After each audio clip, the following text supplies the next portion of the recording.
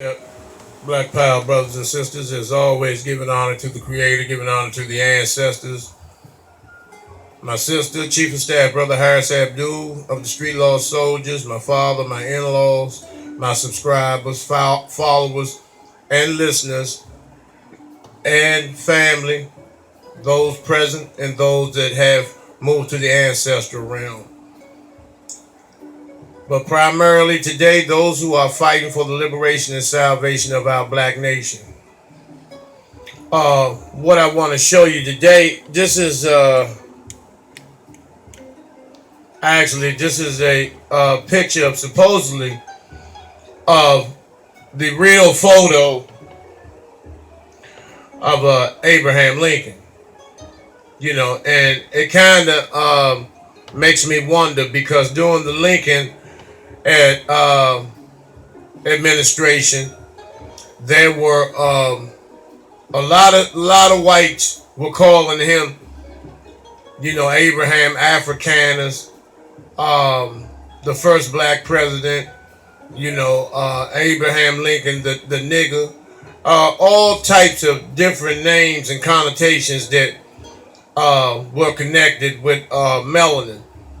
And so I haven't done the intense research, but I will do a story on him once I do have enough research and have enough evidence or proof to show whether that's the real Abraham Lincoln or is it just a black politician who whites tried to hide and take out of the realm to proclaim their total control and hierarchy of the so-called founding fathers.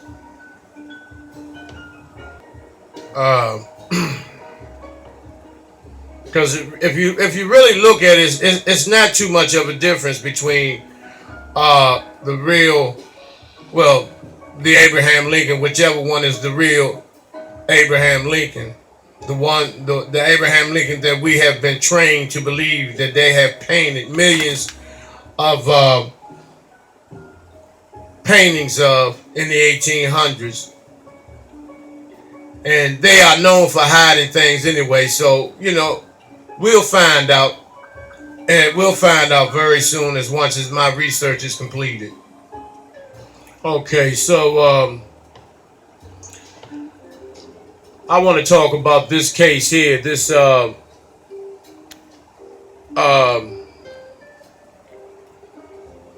this case, Botham John, and this Geiger, this situation, that still people are trying their best to get this bitch off the hook from killing this brother. And it is so disheartening to see how these devils will do anything, even when they are dead wrong. Even when they are dead wrong and can't have their motherfucking way, these devils will do anything to try to justify a wrong, continued wrong, slaughtering, murdering our brothers and sisters. Day after day after day after day.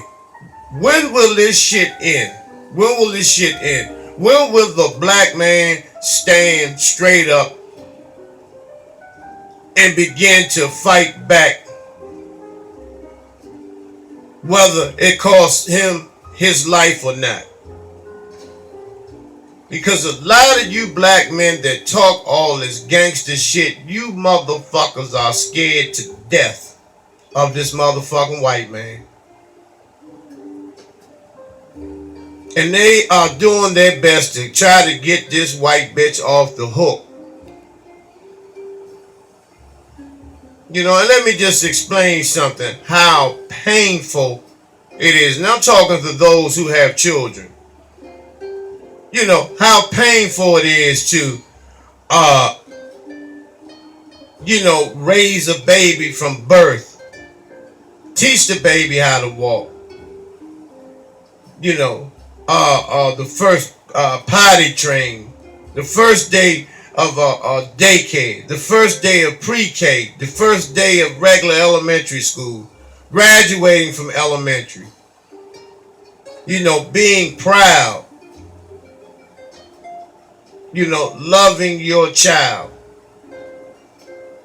and the things that you experience and want to experience with your child. Playing sports, all types of things. When the child becomes a class president, joins the chess club. It doesn't always have to be this fucking football and basketball shit like a lot of you parents pushing your children to be breadwinners instead of pushing them to be the best them. You want them, you're using them like they're goddamn slaves. But nevertheless, you go through all of this, and then out of the blue, some motherfucking cracker takes your child's life, blows his brains out, shoots him 15, 16 times. And then your heart bleeds. You're in so much pain, overwhelming agony, overwhelming internal, emotional, spiritual agony. And then that turns into anger and rage, and you want something done about it. And then there's nothing done about it. The culprit, the cold-blooded, calculated motherfucking killer that took your baby's life, you are sitting in a courtroom with him, watching him walk away, hugging his lawyer, smiling, laughing, and they go celebrate, drinking wine, eating a $200 and $300 dinner plate, toasting, while you go back home because you're listening to Al Sharpton, Benjamin Crump, Jesse Jackson. All of these Negroes that are paid,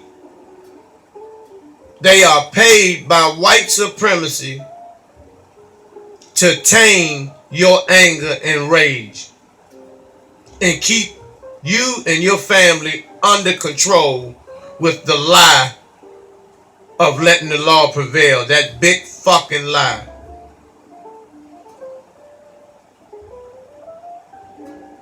And then there's nothing done about it. And then they expect no retaliation from you whatsoever.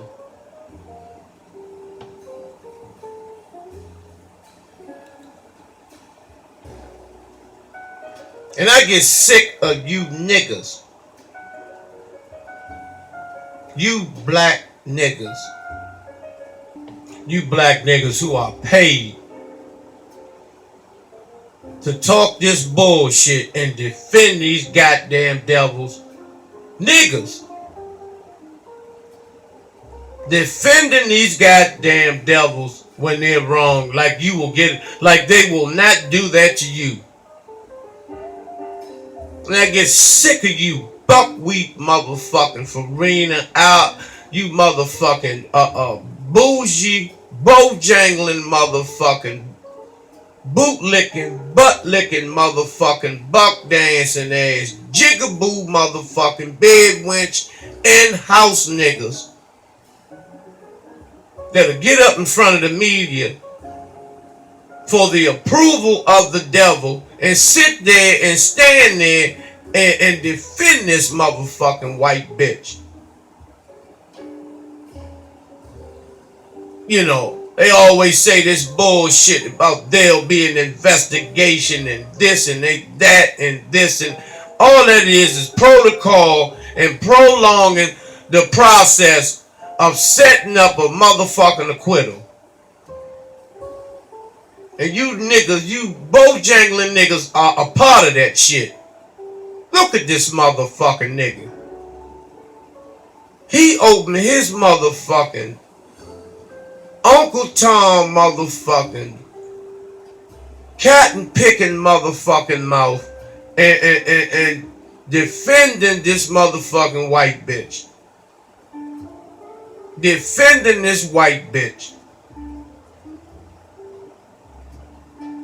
Y'all, you niggas are sick. You niggas need to be dealt with. And this is what I'm saying. It's always no, turn the other cheek. Pray for the enemy. All this bullshit, all this biblical and Quranic babble to keep your motherfucking ass suppressed, keep your anger suppressed. If you want to take your anger out on somebody, knock on your next door neighbor. Take it out on somebody that looks like you, because they don't care about that. They could care less about the black on black crime, because they are the initiators and instigators of it. And then you got these niggas that are always on the front line of the masses' house, guarding and protecting his shit and his motherfucking, his pride and joy, the white bitch. The snow bunny, the snowflake hoe. The Neanderthal Ice Age ski bunny ass bitch.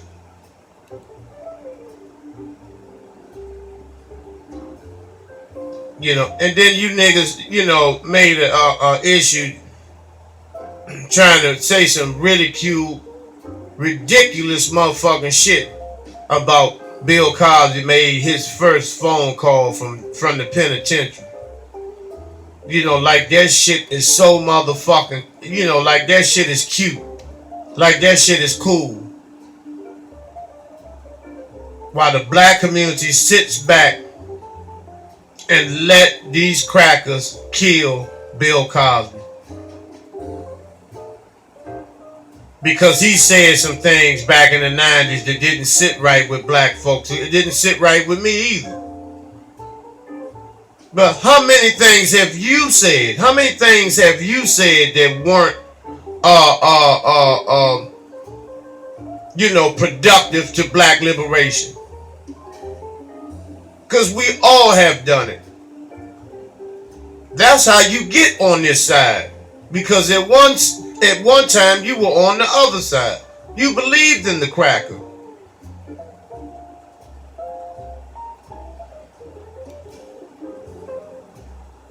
He's in prison, and this Kavanaugh motherfucker, who you, and let me tell you black something, who think that this shit doesn't mean nothing. You know, when these bills are passed down and they talk about health care for our elderly and for all black people, you know, knock out the Obamacare and then put in this Trump care where it only applies and it only helps crackers. High, low class and up middle class crackers with affordable health care. Blacks will begin to die 1 by 1, 2 by 2, 3 by 3, 4 by 4 of certain diseases. Diabetes, cirrhosis of the liver, cancer, Alzheimer's, sickle cell.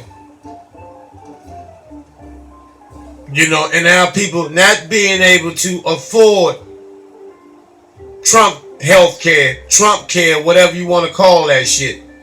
Because you got crackers like Kavanaugh, who's a starch rapist. Because see, let me tell you something. This motherfucker, you know, think about how many white bitches that he raped and fucked.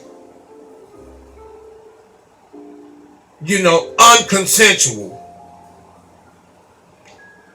And out of fear. Except one bitch said something. And now they are persecuting this white bitch for saying she got raped by Ice 8. That's a Supreme Court justice, and he was sworn in. Like I tell you all about the oath takers. This is part of the system of racism, white supremacy.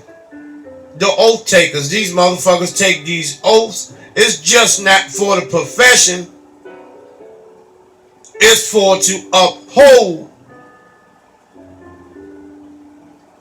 colonialism, white imperialism, and beyond. These motherfuckers are York Rite and Scottish Rite Masons. So, we have to pay attention to this shit. Why do you think a lot of people came down and bucked against this motherfucker getting selected? But as you know, Clarence Chalmers, he stuck by him. He sucked on his dick.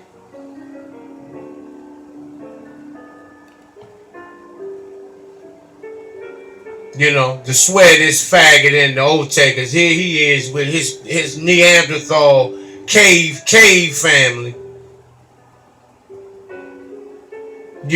Who's sticking by him. His wife is sticking by him, and the children are sticking by his ass because of the publicity and the media attention that they're receiving.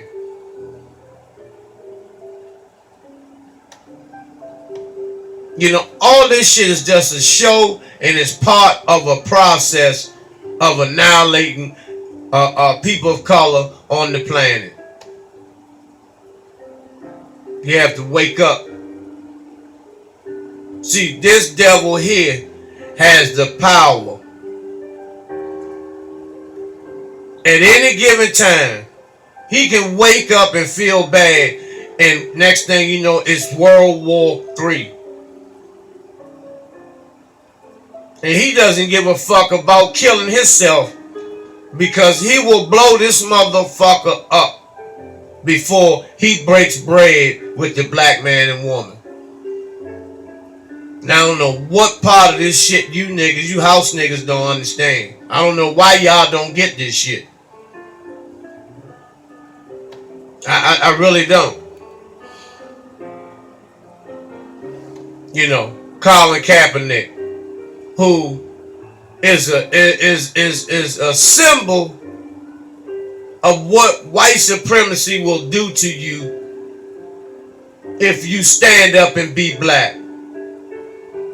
Just because he knelt down for the Star-Spangled Banner from this faggot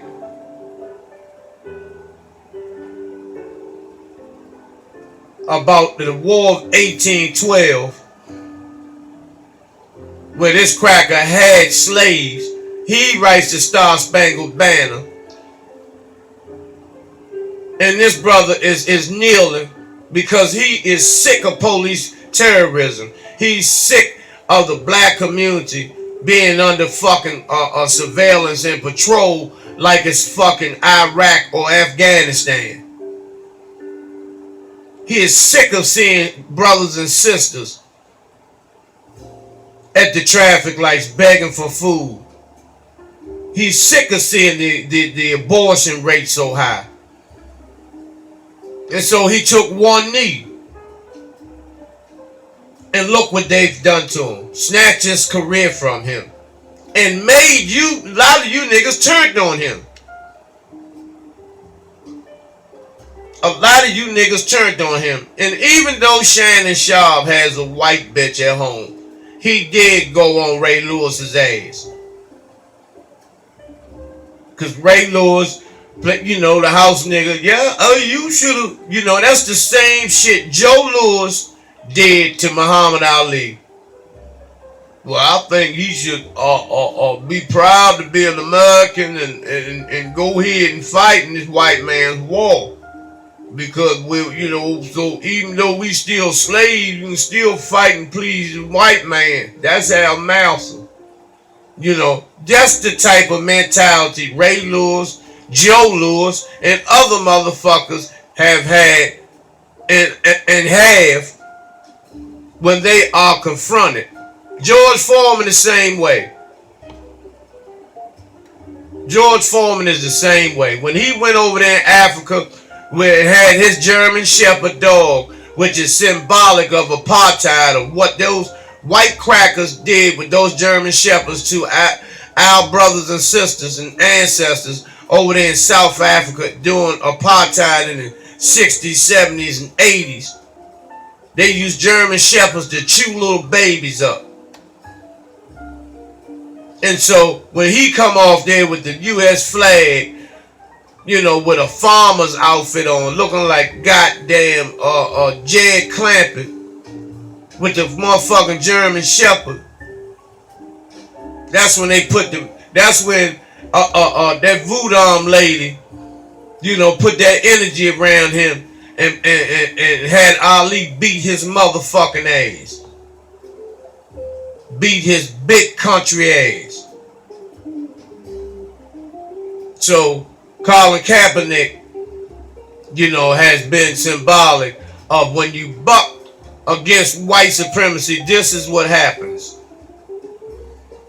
You cannot play in the white man's game. And I've never heard, they've never had a vote where all the players and coaches vote to see if he should be let in the NFL. He should play again. And I'm talking about immediately. But let me just say this, you know, for the record. Whichever team picks him up, more than likely they're going to be playoff and championship material, because he's going to, his performance, if he's picked up within the next year, because he's still got a lot of play in him. He didn't even play long enough to get hurt. And what's going to happen? Teams are going to be sorry they walked past him. And that's what his intentions are if he ever plays again in the NFL. If he's smart, he would just go to the World Football League or Canadian Football League.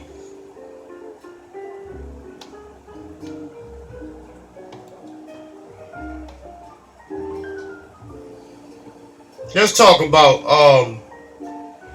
you know, these black actors and entertainers and rappers, the males, that they effeminize and take their feminine, you know, masculinity away. They emasculate the black man. You know, and a lot of y'all, you know, by putting on the dress, most black men, actors, entertainers, and athletes, to go to that next level, they must do some feminine shit. They must put the dress on. This is after they are on the director's couch, to prove their loyalty to these so-called white Jews that run the fucking industry. You know, a lot of you will say, you know, well, Denzel, one thing about him, he didn't wear the dress. That's why I chose him first. He didn't wear the dress, but he still got down where he took the bullet in his ass in Training Day. When he yelled, you shot me in my ass. Now, let me tell you the symbolism in that. Bullet going into the rectum. Now, why was it so important for him to get shot in his butt? And then 5 minutes later, he was executed at the traffic light by the Russians. Why did they have to implement that scene if he was being killed 5 minutes later? Why did they implement a scene of him being shot in his ass by a white man? That's part of a ritual. It's part of a ritual.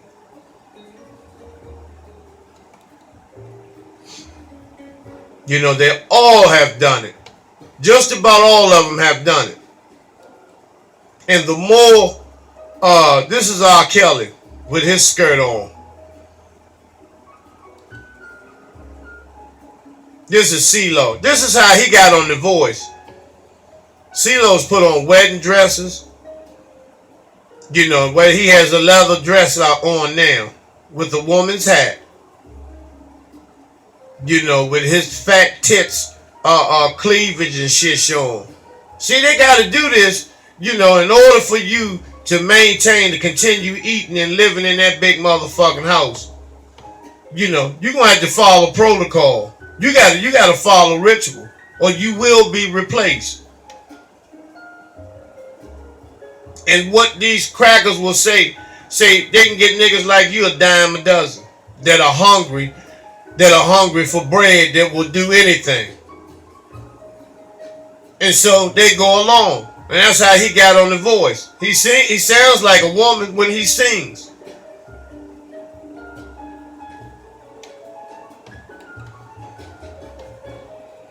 Snoop Dogg. They really had put the dick in Snoop Dogg. But see, Snoop, this is what he done. He waited until Tupac was gone, and the death row organization and empire crumbled, where he could really be what he wanted to be, which is a straight bitch. Now you see him with the woman's fur boots on, with the dress and the bonnet. See, this is how he got on the show Joker's Wild.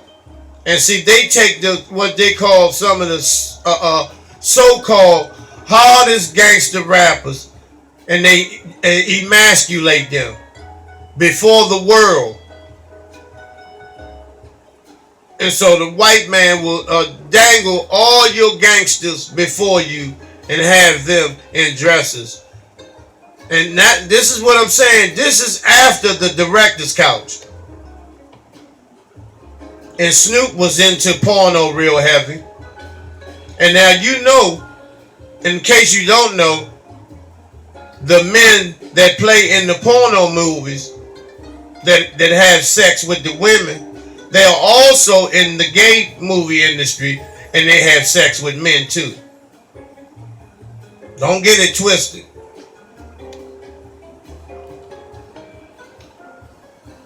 And they make them put on these kilts, Scottish Rite kilts, part of the Masonic order. See, these are the oath takers, y'all.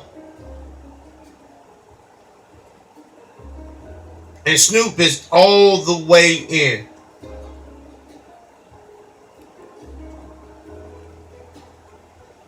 Young Thug, who did a show in DC last night. But Young Thug, this is how he goes. And see what he does, this is who he really is. But he also has paid an entourage of real so-called thugs to be around him, to make it appear like he just putting that dress on just to put it on, but he's still a killer. But anybody can kill. Anybody with a weapon can kill. You just a young bitch. It's just that simple. And you're being paid to influence the youths and brainwash them and talk them into wearing this particular apparel.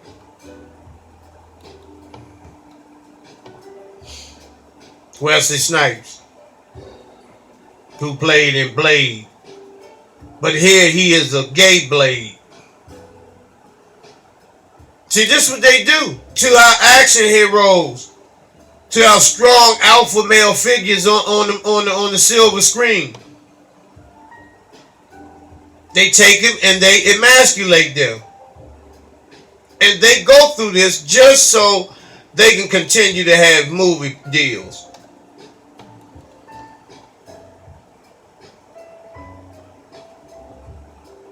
Miguel Nunez. He's played in several movies where he was a woman. Played in Life as Biscuit. And that's how Bernie Mac had to pay his homage. He had to be the boyfriend of Miguel Nunez in Life. See, nobody gets out of this shit clean. Terry Crews. See, the big guys, the big alpha males, they emasculate them. And so they don't become a threat. And also, our babies will not look up to them. And and that encourages them. If they see Terry Crews like this, a big ex-football player, wearing a women's attire, then they think it's okay to do it. See, this shit is deeper than what y'all perceiving. Arsenio Hall, Eddie Murphy.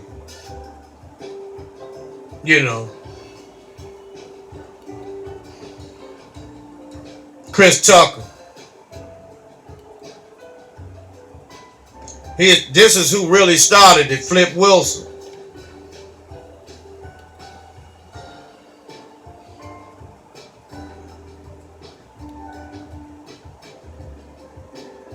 Kevin Hart. How do you think Kevin Hart gets to play parts that he gets now? Kevin Hart goes on the director's couch on a regular.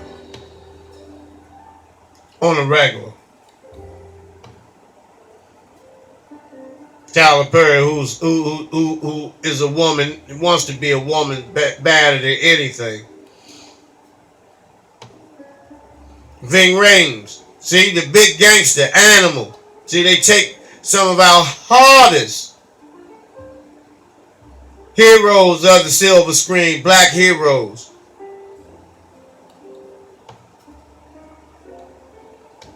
This is what they do to our brothers, and then our babies look up to them.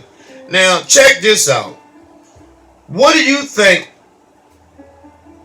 50 years from now, when their great-grandchildren watch their great-grandfathers, with women's attire on, that they have given in to white supremacy and has become a faggot, bitch ass nigga for Hollywood executives? And see, the director's couch, what they do, they call them in, give them some drinks, drop something in their drinks, and then they have their way with them. Show them the DVDs and all that shit, the videos later about what they did, and they keep them like that. Then they tell them they got, in order for do that, you got to wear a dress or play a woman's part, do some type of homo sex scene. See, that's what they asked Paul Walker, and then when Paul Walker refused, they had a drone blow his car to smithereens. Check out my newspaper. I got the pictures. I got the crime scene photos of Paul Walker in my newspaper. But I'm going to come back with some more. I may do a part 2 to this effeminization of the black male. And as always, my brothers and sisters, Hotep, Black Power.